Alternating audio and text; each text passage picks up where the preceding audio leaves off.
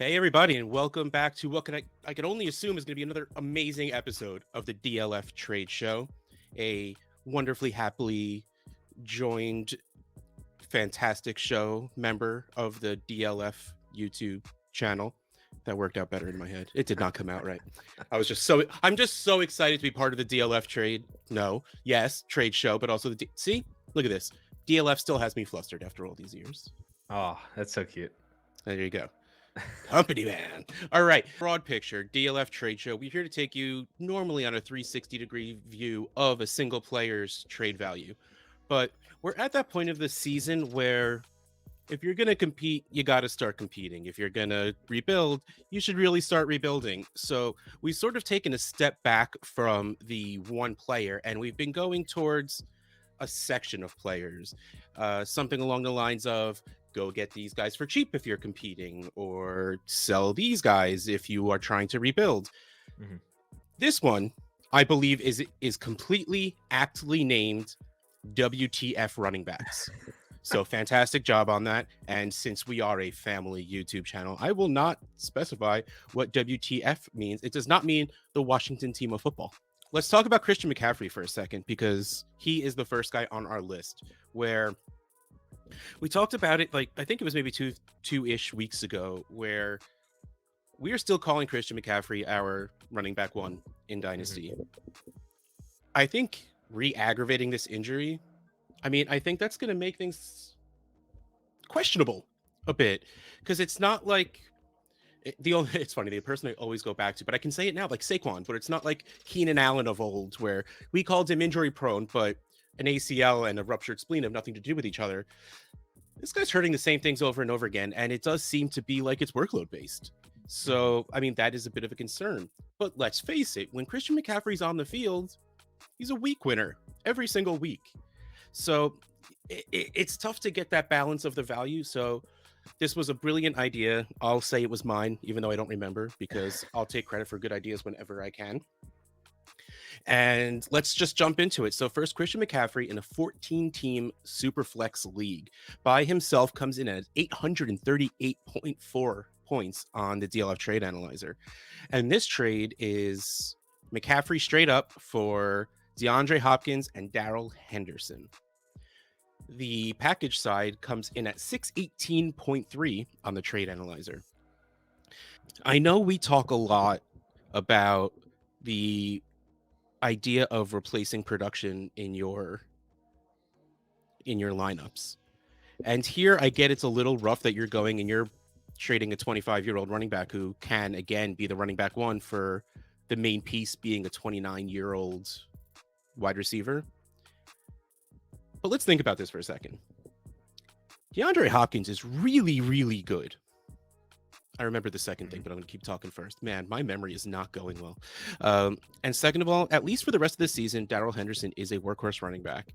And if you're of the mind that Cam Akers isn't going to be Cam Akers when he comes back, at least just for the first year of an Achilles injury, you could be looking at another year and a half of workhorse running back on the Rams offense. Mm-hmm. So while we're talking about a future first difference in the trade calculator, I think I still take the package side, because again, there is a decent chance that 4 weeks from now, Christian McCaffrey comes back healthy, and Christian McCaffrey's putting up the total points of Hopkins and Henderson. I just feel a lot safer in the long run with these two players, and I don't care about DeAndre Hopkins' age.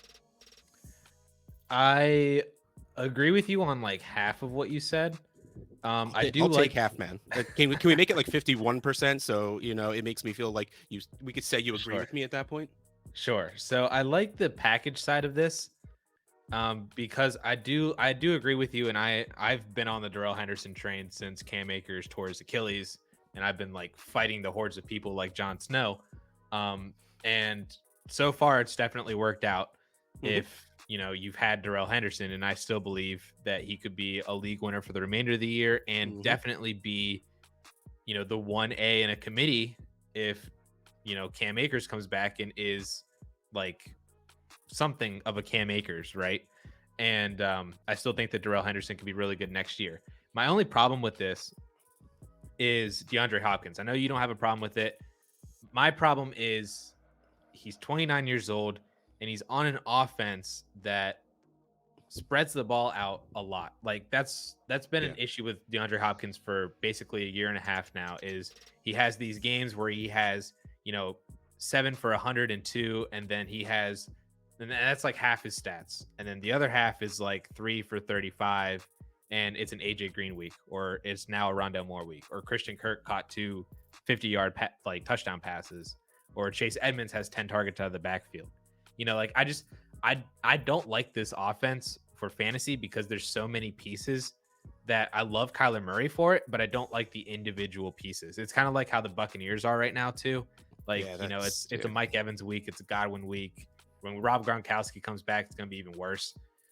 So I don't like DeAndre Hopkins, but if you replaced DeAndre Hopkins with a Terry McLaurin, DJ Moore, especially if you're getting that age range back, then the age back, is another one as well. And I like, moving off of DeAndre Hopkins for a similar wide receiver, like a similarly valued wide receiver, especially if he can gain, 3, 4, 5 years of age back as well. But it's mainly, to me, it's just I don't know. I don't really want DeAndre Hopkins.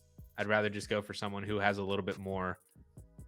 I was gonna say alpha, but he is clearly the alpha, but a little bit more like every week alpha, like it is consistent target share. Yeah, right. So I'm with you. That's why I said I was with you on like half of it, but switch out 51% of it. 51%. Yes. Yeah. What if we put Keenan in there instead of Hopkins? Nope. Or you're just angry at Keenan? No, I don't like Keenan anymore. He makes me mad. Yeah. Okay, so real quick, what I just want to say is I think this is actually good from both sides. If I don't believe that Christian McCaffrey is going to come back, be the running back one, or really just stay healthy for all that long, I'm very happy to get this package. If I do believe that Christian McCaffrey can still be that guy, I would feel great giving up Hopkins and Henderson for him. Yeah, because you're expecting to have to pay Christian McCaffrey prices, as I do this with my hands, because that's what Christian McCaffrey prices are. But this isn't really a Christian McCaffrey price, so this is pretty great. But again, me being me, hating running backs like I do, being terrified of many injured running backs like he is, I'm fine with this. Yep. Especially in 14-team team, which we did not bring up at all. Like getting 2 players for one is always good in a bigger league. Mm-hmm. Wow, speaking of many players for one, let's move on to 12-team Superflex. This is Christian McCaffrey, who is now worth 811.6 for, I have to take a breath on this one. A 22 first, Devonta Smith, DJ Chark, and Dan Arnold for a total of 611.4. Now, I realize that this is pretty much the exact same distance in the trade analyzer apart, but it is not. But man, this is compiling value. If you are trying to do a 4-for-1, chances are the answer is no, because you are not getting one piece that is nearly worth what you're sending away, which you're absolutely not here. Wow, a future first is 354.8 now. Whew. Okay, that's higher than it was before. Cool. I mean, good for pick value, right? So go get your firsts, because they're going up there. But my biggest problem with this also is I like Devonta Smith. I like the idea of Devonta Smith. I hate the Eagles' offense. It is, we'll just call it not great right now. Mm-hmm. DJ Chark out for the year. Wasn't doing what we wanted him to do for the first few games of the season anyway. Dan Arnold, really? 15 points. Like, he probably, the trade analyzer probably would have been closer if you took him out, because there'd be less of a package adjustment.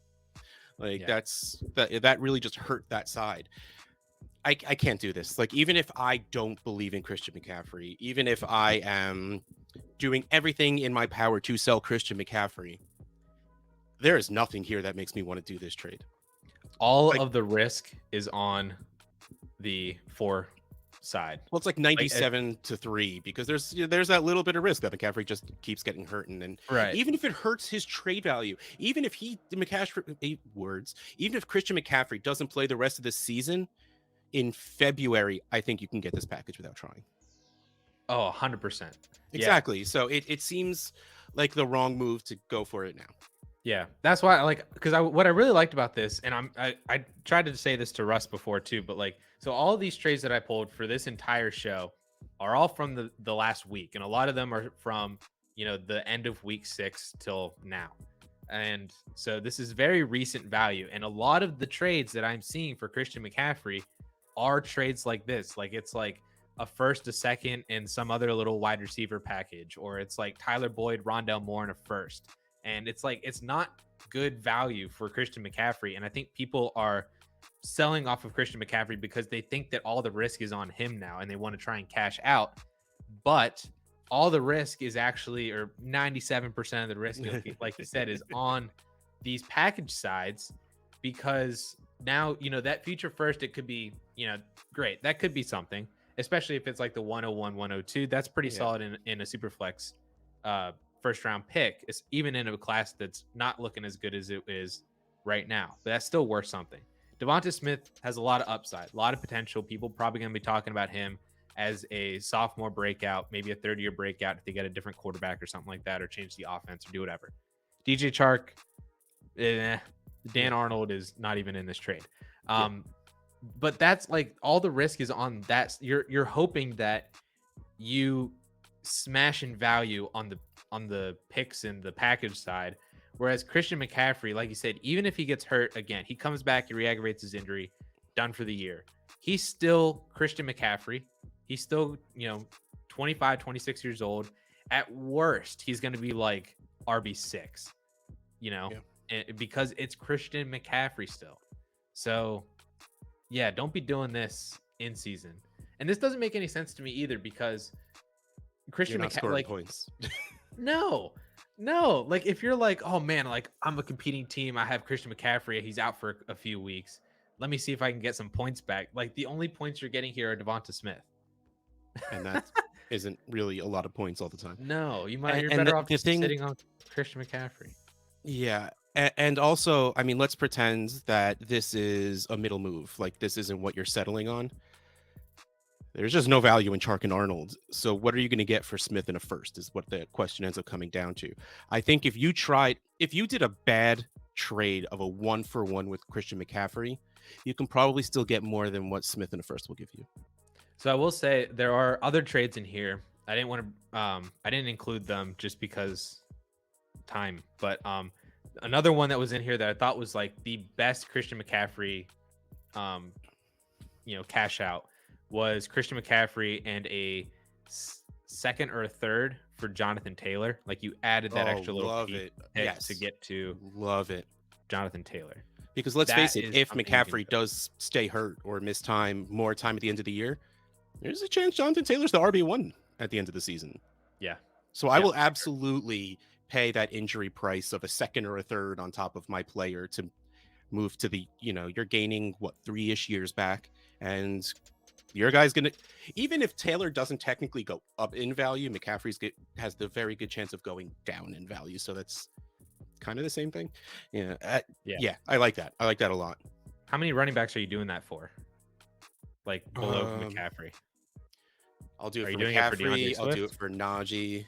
Oh, okay. I'll do it for Swift. Would you do it for Derrick Henry? You're not gaining age, but I mean, sooner or later, the 400 touches have to catch. 100 touch seasons have to catch up with him. No, it doesn't. But honestly, I got to be honest. If I think I'm winning this year, and I feel, and my team is hurt because of losing McCaffrey, I would do it just to try and win this year, because you'll be able to move Henry for more than a first in the offseason anyway. Mm-hmm. So, yeah, I guess I would do it for Henry as well. I think those are the only ones. I wouldn't do it for Cook or Kamara or Saquon. Yeah, because again, you're not getting the age. Kamara's just, that offense is such trash right now, and Cook's been hurt himself. Cook and Saquon feel like getting hurt all the time. Yeah. So, but speaking of Saquon, let's move on to our next player. Thank you for setting up that transition. You're welcome.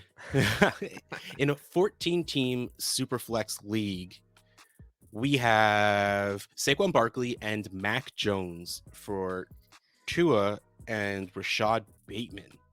Wow. Okay. So this needs to be talked about, because Saquon comes in at 669.6, Mac Jones at 291.9, for a total of 961.5. Tua, 325.6, and Rashad Bateman, 136.9. A total of 462.5, which is less than half of the Saquon side. That's rough. I told you before, dude. I was like, I'm not trying to incite violence or anger with these trades that are happening right now, but this is people are panicking. Yeah, this has to be like I want out on Saquon. And there's so many of these trades like this on I want out on Saquon. There's so many. Okay, taking a step back, QB ranking wise, how far apart do you have Mac Jones and Tua right now? Like right now. Same tier, right? Not, probably. Yeah. So cross them out. This is Saquon Barkley for Rashad Bateman. Wow. Yep. Wow. Yep. Like, don't get me wrong. Even again, like we said before, even if you want out on a guy, not like this. Not like this. I like the idea of moving from Mac Jones to Tua because I believe in Tua. Let me get that out there first. And I believe he has a higher ceiling than Mac Jones does, even just based on the offenses they play in. Miami wants to try and do more than Bill will let the Patriots offense do, at least for the next 2 or 3 years. That is based on my hard-hitting analysis of making it up as I go along. Yeah. I know that was really just a made-up statement to try and prove my point. Okay, but I think Tua has a bit of a higher ceiling, and man, I like the idea of Rashad Bateman. I don't love the idea of Rashad Bateman on the Ravens, especially with how good Hollywood's been playing. So, hey, he led the team in targets this week. Cool. You calm down. He had 6. Right. Cool. Yeah. I mean, Hollywood had what, like I think 5. But yeah, you could do better. And oh wow, okay, so let's just move to the next trade and show you how better you can do, because this is a 12-team Superflex league. Saquon and a third for Eckler and a second. Like, you're not even paying the pick up to get rid of the injured guy. You're getting real value. This is a total of 687.6 on the Saquon side to 545 on the Eckler side, which should be higher because Austin Eckler is awesome, and I don't know why people just don't acknowledge that yet. Yep. I mean, you're getting older, 2 years, whatever. Don't care. I would love this. If I am a Saquon owner who is either A, heavily investing and competing right now, or B, lost faith in Saquon, man, this is a beautiful pivot. And honestly, if you took the picks out, I'd probably do this anyway. Yeah.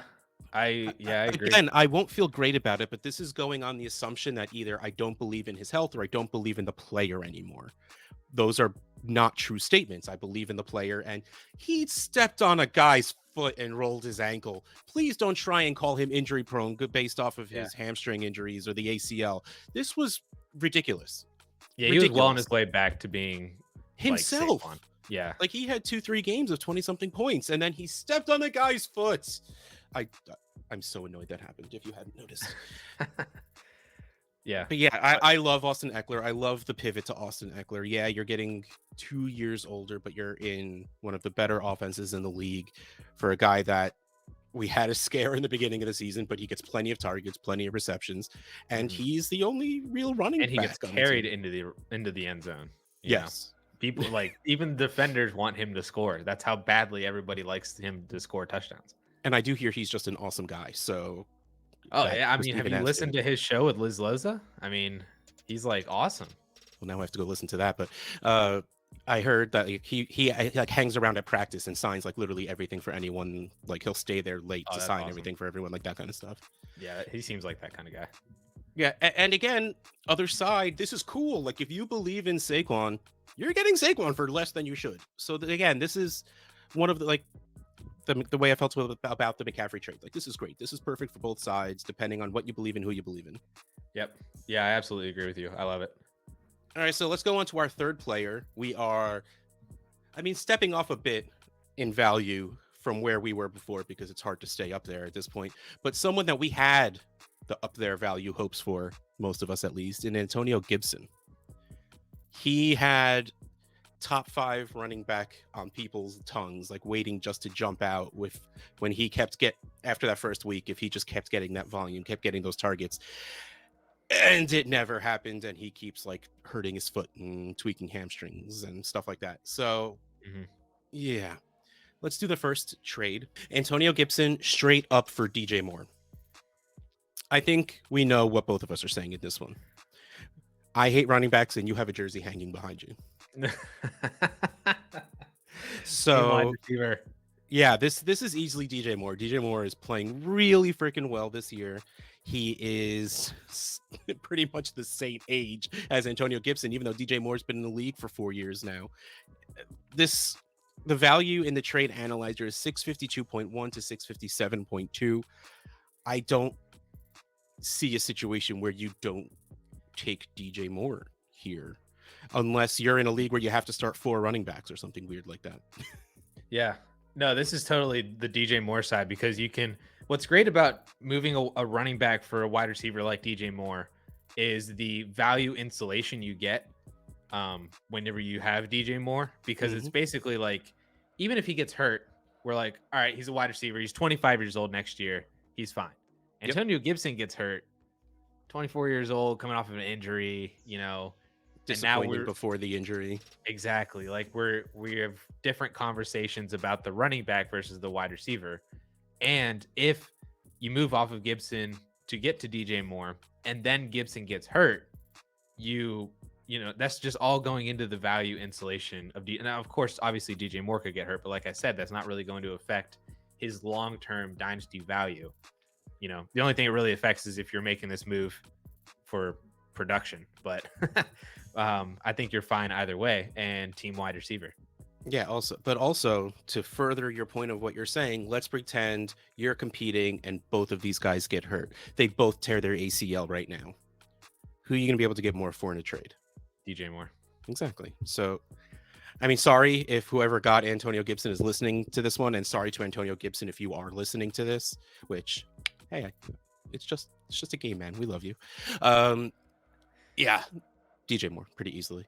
Let's move. Okay, 12-team Superflex. This is Antonio Gibson by himself for a 22 first, a 23 first, and Michael Gallup. So Antonio Gibson is 492.1. The package side after the adjustment is 638.9. A 22 first, we've said it before, but I'll say it again, is 354.8. So this is not super off from Gibson being worth a first.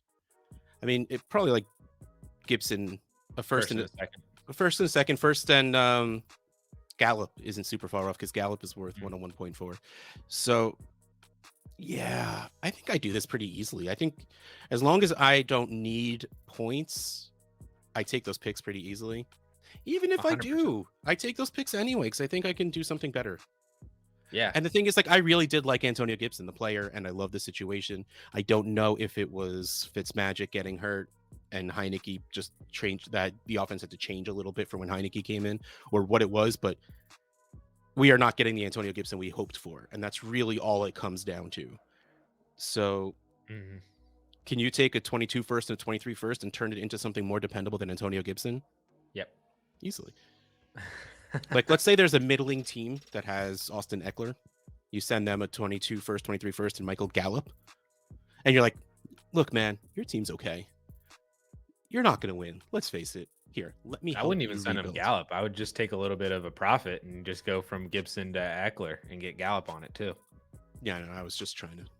Yeah, put it all in a neat package. But yes, absolutely. And by the way, Gallup is a wonderful trade for right now because the dude's going to come back. The dude's very good, and one of the 3 wide receivers probably won't be on the Cowboys next year. So that's good for Gallup anyway.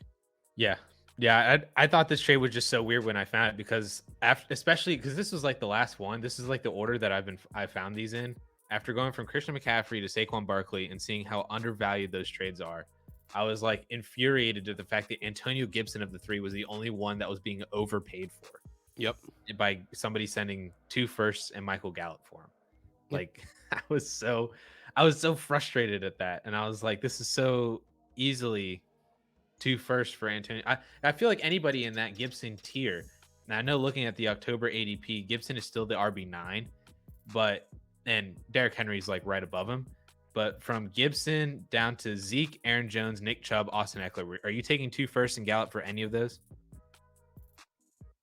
Probably not. No. Oh, you would take all of those over 2 firsts in Gallup? Or do you think Gibson's just too high? Oh, Gibson's too high. That's yeah. Yes. I believe in Zeke. I can't help it. I will forever overvalue Nick Chubb because he's just so good. I don't care that he's in a bad situation where they don't want to pass him the ball. I love Eckler. Like, but we did just say 2 firsts and Gallup will get you Eckler. Yeah. All right. So yeah, I definitely replied with my heart as opposed to my head on that one. I'm taking 2 firsts for any of those running backs because you can string together running backs if you have the depth for it to figure out your RB2 if Gibson's your RB2 or something like that. Yes, you are very, very correct. I one of my answered way leagues too quickly. Yeah, in one of my leagues a couple weeks ago, I sold Nick Chubb for 2 firsts. You got to feel great about that at this point. And I feel great about it. And then the week after I did that, I scored the most points in the league with JD McKissick as my RB2. So, you can definitely make it work if you have running back depth, especially with freaking Darrell Williams and Devonta Freeman and Le'Veon Bell are all Khalil Herbert and Yep. Okay, so we get to my favorite part. Here is a horrible trade. Oh my god, this is a horrible trade. These make me so happy no matter how badly I react to them. 12 team, 1 quarterback.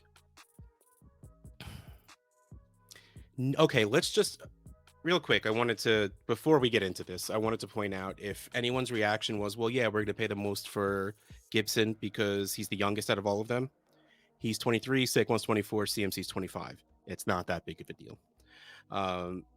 But I will say none of these 3 would I trade away for 22 seconds and Melvin Gordon. No less, this trade was for Christian McCaffrey.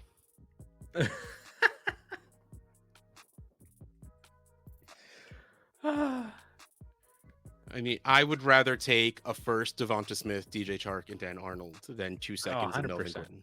I would rather just take a first. That is a very fair point. Yes, I would take a first. Just throw in Dan Arnold and we'll call it a deal. I mean, why not, right? This. Oh man, if you're new, if you're super reactionary, if there is 1 or 2 analysts you super trust that you hear them say something, you're like, okay, I got to do this. If someone says, go sell this player, get Christian McCaffrey off your team, there's a limit. There is, you don't just get rid of them for nothing because then you get this. This doesn't help anybody. And it's funny, I point they could see on my screen that it's to that side of my box, even though it's on a different window. You can do better than this. You should do better this. You deserve more than this. Look in the mirror. I'm good enough. I'm smart enough. And gosh darn it, people like me. There's no reason. You're too young to even know what that is, are you?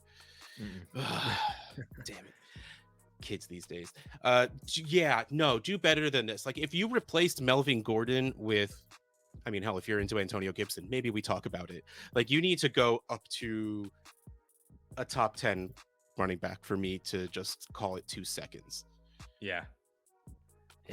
I wish we could hear the justification on these. It's probably something that we could try to do in the off season. Is if you made a horrible trade and you were on the bad end of that trade, we need to figure out a way to get some justification for that. Yeah, and not just it didn't work out for you, because at no point is this trade even. I've made trades that seemed even at the time that just did not work out. I hate the only way this is even is if McCaffrey retires, never plays football again. Screw it. Yes. He never plays again. And even still, you don't feel great about 2 seconds and Melvin Gordon. You're like, oh yes, he just retired and I cashed out on him yesterday for 2 seconds of Melvin Gordon. So you got Melvin Gordon, who could probably never play again after the season, in 2 seconds, which chances are you're going to miss on those picks. Yep. I love that we use these to end the show. It's just so much fun. And also we get to throw a little lesson in where it's just no, this isn't how you do this. That's not how this works. The lesson is always don't do this, but it's just but the lesson is send bad trade offers. Who cares? They might get accepted. Like, it's really funny. My friend and co-host Rocky has Leonard Fournette in a league that I'm competing in. And I went into every single league I'm in that I didn't have Fournette, and I threw out a second out, except for this one league that I was in with Rocky. He had Fournette. I did not. And I did not have any good picks. So I sent 2 22 fourths and 2 22 thirds for Leonard Fournette. To which he, of course, immediately DM'd me, and he's like, yo, Russ. And I'm like, it's what I had. I wasn't going to send nothing because I sent something in every single other league. And he just starts laughing because it's hilarious. But still, like, we've shown you every single episode since we changed to this format, these horrible trades that go through. Yes, we laugh about it. Yes, we say don't do it, but clearly there's a reason to send bad trade offers out, because every once in a while, accepted. Exactly. A dead clock is right twice a day. So just shoot a bunch of shots. Oh, it's always worth a shot. The worst thing that can happen is, okay, well, there's really mean people out there, but assuming you play with rational human beings, they hit reject and call you a jerk. With worst case scenario, and then you laugh and say, yep, had to try though. Maybe you make them laugh. You're like, that was the best part of my day, was like, I just got this trade offer and it was like so bad that it was kind of funny. And yeah, especially after you get a reputation for that. Yeah. Oh boy, Russ sent me an offer. Let's see what we got. Yeah, it's one of those things. It's all in good fun, assuming you play in leagues that are all in good fun. If you don't, then maybe don't do that, because people are mean, and that scares me. But we're done. This has been another. I was right. This was a fantastic show. This was amazing. This was wonderful. We did good job, Addison. We did great. Good job for you, Russ. Well, thanks. This has been the DLF Trade Show, part of the DLF YouTube channel. I am your host, Russ Fisher at Dynasty Outhouse. He is your host, Addison Hayes, @AmazeHayes_. Catch you next time.